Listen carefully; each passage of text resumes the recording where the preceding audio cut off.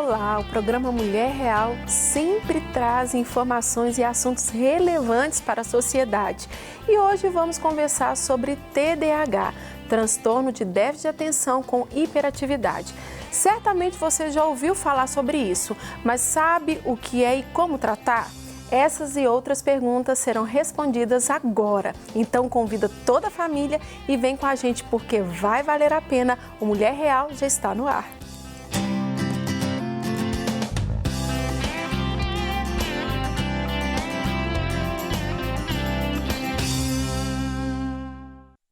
Antes de apresentar a vocês a nossa convidada, peço que nos siga no nosso Instagram, @mulheresreaisibl, e confere tudo ali que está tendo novidades. Eu tenho certeza que Deus vai continuar falando ao seu coração.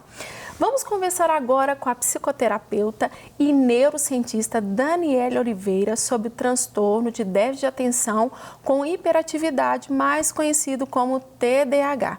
É um prazer recebê-la aqui, Dani. Oi, pastora, muito obrigada pelo convite, estou muito feliz. Amém. Seu programa é incrível. Amém. Assisto sempre, é bem conhecido no nosso meio, né? Ai, que bom, Dani. Vamos lá para o TDAH. Sim. Tem muitas coisas que são faladas, muitos tabus, e a gente precisa entender o que é, os processos. Sim. Então, hoje você está aqui como chave para as nossas vidas, hein, Dani? E aí? Então, o TDAH, nos últimos tempos, né, nos últimos anos, tem sido muito comentado, né, principalmente em crianças em fase escolar, mas não somente em fase escolar, em adultos também. Eu recebo muito em consultório, por exemplo, adultos que não trataram na infância, né, mas antes de mais nada, o TDAH ele é um déficit de atenção com hiperatividade, né, são os dois. O paciente pode ter a hiperatividade como também ser desatento, né? Olha. Aquela criança bem hiperativa ou ser desatento, aquela criança ou adulto que olha para o nada, né? Que o olhar vaga. Sim. E entre outros sintomas também. E essas duas características aqui não são pontos cruciais para a gente dar um diagnóstico, né? Existem outras características e também existem testes para a gente poder diagnosticar. Mas hoje, assim, 90% dos casos que a gente recebe em consultório, a maioria é TDAH. Olha só. E é muito triste porque a gente vê, principalmente nessa fase escolar, eles não têm uma atenção plena que dificulta o aprendizado deles, porque o TDAH ele consegue aprender, tá? Sim. Tem pessoas que pensam assim, o TDAH é extremamente inteligente, né? O TDAH não consegue aprender nada, ele consegue, tá? E o TDAH ele não é extremamente inteligente. Existem casos, né, dentro do TDAH, da pessoa ter o hiperfoco, né? Aí ela hiperfoca, ela tem um foco naquela área ou em algo específico, ela se torna muito boa naquilo. Por exemplo, o Cristiano Ronaldo, né, ele é um caso de TDAH muito famoso, que ele até fala, né, que ele não é um super atleta, ele é um atleta focado. Olha só. Né? Quando termina lá o jogo, ele vai para o treino. Então, ele é um atleta super focado, hiper focado, né? Olha só. Então, o TDAH, ele consegue aprender como qualquer outra pessoa dentro, né, do seu nível ali. Diante de um tratamento, tanto psicoterápico como medicamentoso. Então, ele tem que ser bem instruído. Sim. E quando se fala, até você deu o exemplo de um adulto, né, que chega numa fase, depois foi entender, né? Sim. E como é que esse processo aí? O que acontece? Geralmente a criança, quando ela é hiperativa, né, todo mundo percebe. Só que a hiperatividade, ela não tem nada a ver com a falta de educação. Às vezes a gente vê uma criança hiperativa que quebra, mexe em tudo. Isso não é TDAH. Né? Tem que saber diagnosticar isso. Isso é falta de educação. O que é hiperatividade? É aquela criança que tá conversando com você, ele mexe o joelho, ele balança a cabeça, ele bate uma moeda em alguma coisa. Isso é hiperatividade, ele não consegue concentrar, ele não consegue ficar quieto, mas não quer dizer que ele é bagunceiro, que ele pula, quebra tudo. Entendi. Isso aí é um mito, né? É verdade. Então, às vezes, ele é um pouquinho mal educado. Então, tem que avaliar isso aí. Sim, e o adulto aí, quando né, percebe que assim, não, Sim, aí nessa fase infantil, geralmente a mãe consegue perceber nesse sentido. Sim. A criança que não para, que bate, Isso. ou desatento. O menino que a mãe chamou, vamos para a escola, e ele está olhando para a TV e não consegue se movimentar. Ele fica na inércia ali, ele não consegue sair daquela fase. Sim. Bom, ali a mãe começa a perceber. Porém, pastora, infelizmente, muitos pais, eles negligenciam isso. Na verdade, a sociedade, de alguma forma, abafa isso. Sim. Né? Eu falo isso até mesmo em relação à psicopatia, que às vezes ela é abafada também, ela é camuflada dentro da sociedade. Entendi. E a gente não consegue, muitas pessoas não conseguem perceber. E aí, a criança cresce, na fase da adolescência, ela começa a ter um controle daquilo, na fase adulta, às vezes também, mas em algum momento aquilo explode. Por exemplo, ou é no ambiente de trabalho, ou é no período escolar, ou é dentro do casamento, né? Hoje a gente tem muito problema em consultório, principalmente de casais, ou pessoas que estão hiperfocadas no trabalho, na carreira ali, e elas não conseguem se desenvolver. Porque um dos sintomas mais graves do TDAH, né, é a procrastinação. O adulto que procrastina, ele tem uma lista, ele sabe de tudo que ele tem que fazer, ele não consegue. Ele não é preguiçoso, ele está doente. Olha só. Ele tenta, ele até começa. E ele faz várias coisas ao mesmo tempo. Ao mesmo tempo que ele mexe na xícara, ele vai lá, liga para alguém, ele volta, liga a televisão. Então, na verdade, o TDAH, ele não tem falta de foco. Ele tem foco em muitas coisas ao mesmo tempo. E ele é muito sensível. Ao mesmo tempo que ele está conversando com você, ele escuta o outro que está mexendo lá. E aí ele se distrai, né? Então tem o desatento e o hiperativo. Isso tudo a gente tem que avaliar dentro de consultório, de acordo com a convivência dele dentro do meio cultural, né? Claro. Como que ele desenvolve, como que ele lida, né, no ambiente familiar, estudantil e dentro da família, ali na família também, né? Até para fazer com que venha romper, né, etapas, né, e cada um é de um jeito, né, como você mesmo falou. Exatamente. Aí tem uma diferença entre menina e menino. As mães sempre perguntam isso, porque o menino, ele é mais agitado mesmo, já é dele, ele é mais hiperativo, né? E a menina, ela é mais recuada, mas às vezes ela tem também TDAH, aquela desatenção. Eu tenho muitos casos de adolescentes em consultório, por exemplo, que eles não conseguem estudar, né? Outro dia eu estava com um caso de uma adolescente que eu achei muito interessante. A maior dificuldade, o maior problema dela é porque ela queria passar na prova de um colégio super famoso aqui de Belo Horizonte, né? E acho que ela ficou em 3º ou 4º lugar, e aquilo ali para ela foi terrível. Então, assim, tem uma classificação. Às vezes, a pessoa que tem a hiperatividade ou desatento, às vezes a nota ali 80, né? Isso depende da família também, que cobra muito. Você tem que tirar 100 o tempo todo, você tem que tirar 100, você tem que tirar 10. Dependendo da família, às vezes um 7, 7,5, 8, que já está acima da média, já está ótimo. Né? Mas o mais interessante é como surge o TDAH. Isso. Como assim? O que é isso? Como que nasce isso? Na verdade, isso é um fator genético, né? É um problema, de disfunção no córtex pré-frontal ali.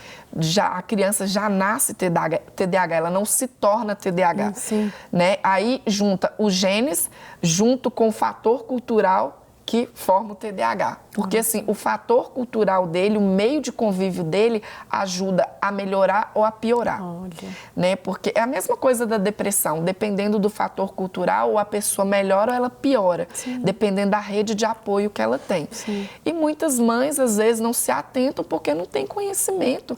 Né? Por exemplo, eu tive um caso semana passada em consultório, a mãe, ela tem TDAH, a filha também tem, ela não sabia disso. Quando eu comecei a atender, eu comecei o tratamento pela filha. E eu falei, o seu problema não é aqui, tem algo a mais, né? Porque não adianta você tratar a criança ou adolescente, a pessoa em consultório, ela vai embora e ela adoece de novo. Então, você tem que tratar a raiz. De onde está vindo isso, né? Apesar que é um fator genético, mas tem como a gente tratar os fatores externos ali. Trouxe o pai e a mãe para o consultório. Os 3 fazem terapia e os 3 têm melhorado muito, né? E aí, o questionamento dessa mãe era exatamente o seguinte: a minha filha, ela tem muitas funções ao longo do dia. como ela não consegue cumprir nem metade, ela pega e esconde. Por exemplo, louça suja, o quarto bagunçado, Sim. ela tranca a porta do armário para ninguém ver. Entendi. Mas se você abrir, tem muita bagunça. Sim. Então, ela procrastina, mas não é porque ela não quer, ela não consegue.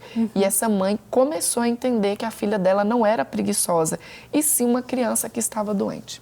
E esses processos, até essa melhoria, né? Tem casos que vai ser necessário um medicamento, Sim. outros não, como é que é? Sim, na verdade, o TDAH, ele não tem cura, mas ele existe tratamento. Sim. E o tratamento, ele funciona assim, só a terapia não funciona. Sim. O medicamento funciona, mas se eu juntar a terapia mais o medicamento, funciona muito bem. Sim, funciona muito. Então, os dois têm que ser conciliados e andarem juntos. Só um não resolve, só o outro também não. Tem que ser os dois juntos. E aí, a gente usa um psicoestimulante, né? Esses medicamentos para dar um estímulo ali, gerar mais dopamina no cérebro dessa pessoa. Sim, sim. Mas ele tem que ser bem assistido, ele tem que ser medicado de forma correta. A dosagem que é para um não é para o outro. Sim, né? A gente vê ó. muito isso. Às vezes tem paciente que chega e fala assim, o meu amiguinho toma esse aqui, eu tô tomando também, não fez efeito, porque eu fiquei mais agitada. Né? Porque a dosagem era para aquela pessoa mais desatenta, e aí o que é hiperativo tomou e deu um efeito rebote ali. Então tem que ser bem assistido para ser medicado. Né? Sim, e é interessante, Dani, que muitas vezes a gente pode criar em choque a questão de temperamento, Sim. né? Com relação a realmente um TDAH. Sim. Né? Às vezes a pessoa tem ali um estilo, um jeito de lidar, às vezes pode até ter, mas às vezes não tem. E vai lendo um monte de coisa e acha, se autodenomina e não busca uma ajuda. E é importante ter essa ajuda, né? Sim, eles já chegam em consultório com o diagnóstico pronto. Eles já chegam lá praticamente com o laudo na mão. Olha, eu me autodiagnostiquei que eu tenho isso. Aí você pega o DSM, né? Sim. E aí você vai trabalhar com ele. Por que você tem isso? Mas também, pastora, tem aquela questão do TDAH, dele ser conciliado com outras patologias, Sim. né? Por exemplo, às vezes a criança, o adulto tem o TDAH, mas também tem ansiedade, mas também tem depressão, mas também tem bipolaridade, Sim. mas também tem autismo. Sim. Então, assim, são sintomas bem diferentes. Por isso que a criança, o adulto, tem que ser bem assistido para a gente diagnosticar de forma correta. E até para chegar nesse diagnóstico, Dani, é um processo também, né? É um processo.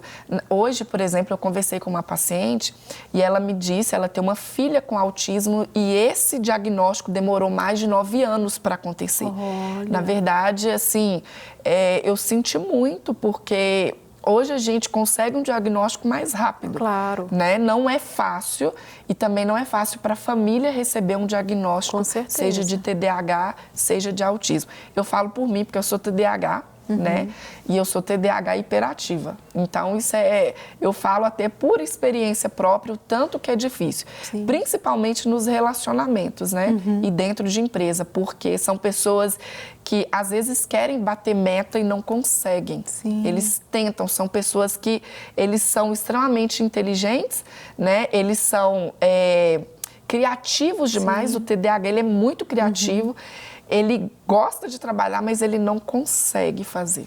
E se torna um sofrimento, né? Um sofrimento pra muito pessoa. grande, que com a medicação a gente diminui isso, né? Dá uma acalmada, uma tranquilizada, sem contar que aí entra também os cuidados alternativos. Sim. Por exemplo, academia, exercício físico é necessário, não tem como a pessoa, todo paciente, independente da patologia, seja TDAH, depressão, ansiedade, tem que fazer exercício físico. Olha. Né? Porque exercício físico é saúde mesmo, de dentro para fora. Outro dia uma paciente falou assim para mim, eu tenho muito medo de ficar doente. E aí eu falei, se você tem medo de ficar doente, você tem que lutar contra isso. É verdade, Como que a gente luta contra isso? Buscando saúde. Então você levanta, você vai malhar, você levanta, vai correr, vai caminhar para você ter saúde. Sim. Tá? E aí entra também essa questão, por exemplo, hoje das redes sociais, que tem piorado o quadro das pessoas que têm TDAH, Sim, velho. ansiedade, né? E aí nós temos que aconselhar os pais, por exemplo, a diminuir o acesso às redes sociais daquela criança ou adolescente e o próprio adulto. Por exemplo, eu aconselho muito os meus pacientes a escutarem músicas instrumentais para dormir, né? Já desligar a televisão 3, 4 horas antes, após as 18, não acessar redes sociais, porque ajuda muito. Aí a gente faz aquela higiene do sono, né? É muito gostoso. E aí, com o tempo, o paciente começa a ter um equilíbrio, um autocontrole, isso é muito bom. E às vezes a gente coloca isso como um gigante tão grande, né? Sim. E claro que você está mostrando aqui, claro que são algumas ferramentas, claro que existe cada um processo. Tem que buscar ajuda, não é uma coisa que eu sozinho vou conseguir, mas também mostrando que você pode ter uma vida normal. Sim. Né, Sim, isso é tão sério porque eu tenho uma paciente que ela é professora, né? E aí, como ela sempre lidou com crianças, ela não imaginava assim, eu tenho TDAH, foi um susto muito grande para ela, sim, mas ela é TDAH. E aí, como que ela descobriu isso? Dentro do processo terapêutico, ela começou a entender por que ela ruminava e procrastinava algumas coisas, né? E também por ser pastora, ela falava assim, eu ensaiei tudo, chegou lá e esqueci. E foi muito difícil para ela aceitar aquele diagnóstico. E quando ela aceitou, ficou mais fácil da gente tratar. E ela tem evoluído e tem ido muito bem. Mas, Dani, é tão interessante tudo que nós estamos falando aqui, trazendo, esclarecendo, tirando às vezes tanta tabus, né, que é colocado, mas também mostrando o seguinte, quando você se conhece, quando você busca a sua cura, estou falando de todos os âmbitos, tanto cura emocional, física, espiritual. Quando você entende que existe aquilo, você rompe. Acho que um problema hoje, falando de todos nós, às vezes é só colocar debaixo do tapete ou né, camuflar algo. Não deve ser isso. Isso é coisa da minha cabeça. Né? E sempre, às vezes, vai viver no raso. Você pode viver, às vezes, uma profundidade em todas as áreas da sua vida, sabendo que não é, aquilo ali não te diminui em nada. Sim. Não te diminui. Sim, exatamente isso, pastora. As pessoas ainda têm vergonha quando elas recebem um diagnóstico ou de depressão ou de ansiedade, né? Quanto mais de um TDAH, de um autismo, né? Porque o TDAH, ele não é uma doença, ele é um transtorno. Ele se torna doença a partir do momento que aqueles sintomas, ele vai agravando o caso e a vida da pessoa. Vai impedindo ele de fazer algumas coisas, né? E aí ele se torna uma doença a partir disso.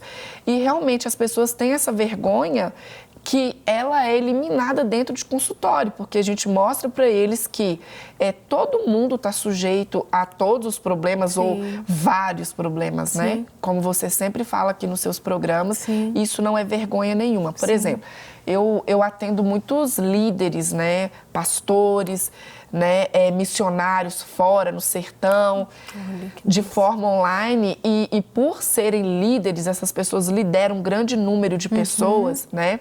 Por exemplo, eles têm essa dificuldade de assumir, né? E aí, quando eles assumem e falam para as pessoas, olha, eu tenho TDAH, as pessoas começam a entender, falam, por isso que ele é esquecido desse jeito. E né? A pessoa que tem TDAH esquece mesmo, chave. Quantas vezes as pessoas esquecem celular dentro de Uber? Né? E fora outras coisas, perdem carteira, é muito interessante. Às vezes eu recebo paciente que fala assim, nossa, eu estava com a minha pastinha dos exercícios aqui, não sei onde eu deixei. Ela não chegou lá, perdeu, né? E aí, tem técnicas para a gente melhorar isso, pastora? Por exemplo, eu sempre falo para os meus pacientes terem muito post-it em casa. Pregue post-it, pega a agenda, use muito a agenda, eles começam a aprender, porque na verdade, você vai começar a treinar o seu cérebro ao contrário. Isso mesmo. Né? Existe tratamento e é muito bom. Né? Traz um alívio. E dentro dos relacionamentos, é exatamente isso. Às vezes o casal briga porque o marido é aquela pessoa esquecida, voada, né? Deixa tudo espalhado ali pela casa. E às vezes ele tem um TDAH. Né? Eu escuto muitas mulheres falando assim, eu sou mãe do meu marido. Eu falo, mas por que você é mãe dele? Ele não toma um medicamento na hora certa. Eu peço para pagar uma conta, passa 3 dias, ele fala que esqueceu. Às vezes ele é TDAH. E se conhecer vai trazer muitas respostas, né? E não vai agravar e ter até uma situação, às vezes chegar até um divórcio, ou às vezes chegar assim, a não viver numa plenitude, né? Às vezes viver etapas que não eram necessárias a viver. Como que é importante a gente se conhecer e buscar ajuda também. Né? Primeiro, a gente tem que quebrar o preconceito. porque hoje existe um grande preconceito, infelizmente, né? Ainda é uma pena que isso ainda exista, né? Principalmente as mulheres, elas buscam mais, mas o homem, ele tem uma dificuldade maior, né? Outro dia eu atendi um paciente homem e eu falei, que bom que você está aqui, porque através da sua vida muitos outros vão ser curados. É verdade. E aí ele sentiu isso, que é uma quebra de barreira, por mais que a gente fale isso sempre, mas é real. Sim. Né? Eles têm esse constrangimento ainda, essa dificuldade, e ali dentro do consultório a gente faz de tudo para que eles se sintam à vontade, e eu tenho visto isso, né? Que os homens têm procurado mais, mas ainda precisam muito mais, né? Sim. E isso é libertador. Quando você descobre o que você tem, eu falo que tudo é propósito, de fato, né? Você só vai entender um TDAH de verdade, a mente de um TDAH, quando você é um TDAH, né? Claro que você tem todo o seu conhecimento, mas quando você passa por aquilo, você consegue entender o ser humano de uma forma ainda mais completa.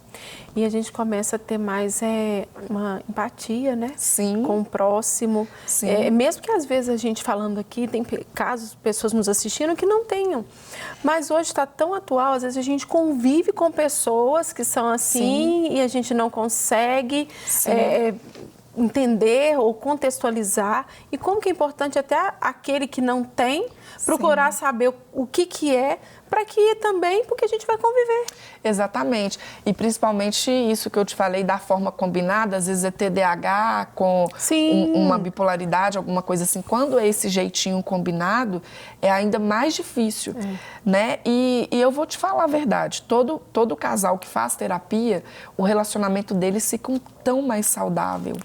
É tão gostoso, porque cada um descobre o problema que tinha ali, né? Eu vou falar que tinha, porque a maioria, graças a Deus, né, tem cura. Então, assim, isso é muito bom, porque é um lar de paz, é um lar mais tranquilo, né? E isso reflete em todos os ambientes, tanto familiar quanto, né, de trabalho. Isso é incrível. E tira um peso, né, da vida da pessoa, uma carga.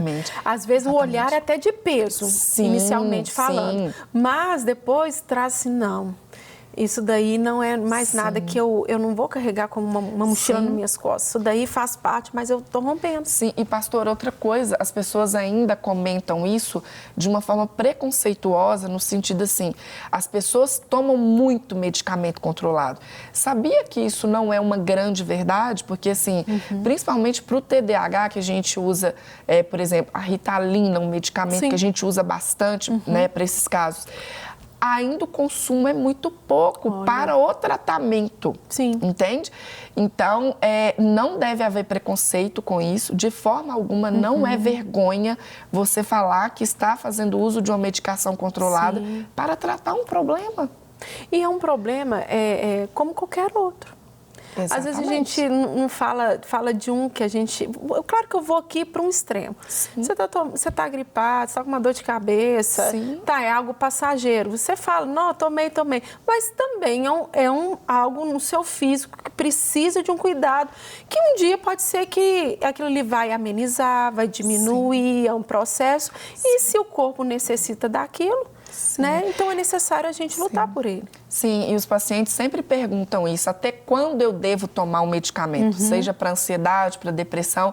Eu falo, até quando existiu o problema. Né? Até quando ela começar a perceber que aquele problema ele já está diminuindo. E aí a gente faz o desmame, né? O paciente desmama daquela medicação. Mas isso tudo acompanhado e conciliado, o psicoterapeuta com um bom psiquiatra, para a gente fazer os dois tratamentos bem casadinhos ali. E o resultado é sempre muito bom. Sim.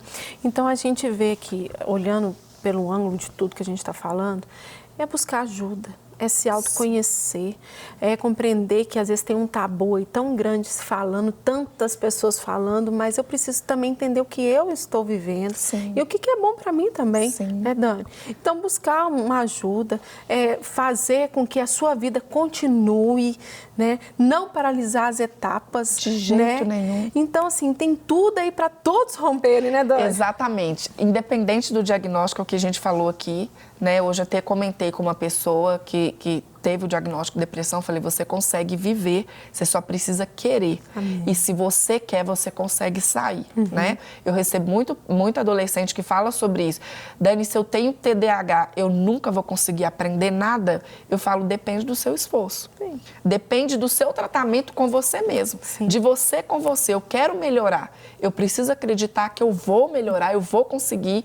É muito assim, sabe, pastora? De dentro para fora, aquela força que a pessoa extrai, eu consigo, eu sou capaz e eu vou romper. A gente tem aí muitos exemplos, né? Igual Sim. eu falei do Cristiano Ronaldo, tem também o Thiago Brunet, Sim. que é um grande escritor e pregador também, Sim. palestrante, que é TDAH. Aí, tá vendo? É possível. romper, né? É possível. Então as pessoas têm que acreditar que é possível. Dani, muito obrigada. Imagina. E nós queremos que você volte para trazer essa leveza, assim, mostrar que realmente é possível, que a gente pode ir além. Obrigada por nos esclarecer. Mesmo programa é muito rápido, mas foi muito importante a sua vinda aqui trazer essa palavra para os nossos corações também. Muito obrigada, pastora. Estou muito feliz, te agradeço pelo convite. Seu programa é sensacional. Estou muito feliz mesmo. Muito obrigada. Bom. Eu espero que o programa de hoje tenha abençoado a sua vida. Espero por você na próxima quarta-feira, às 11h30 da manhã, aqui no Mulher Real. Até lá!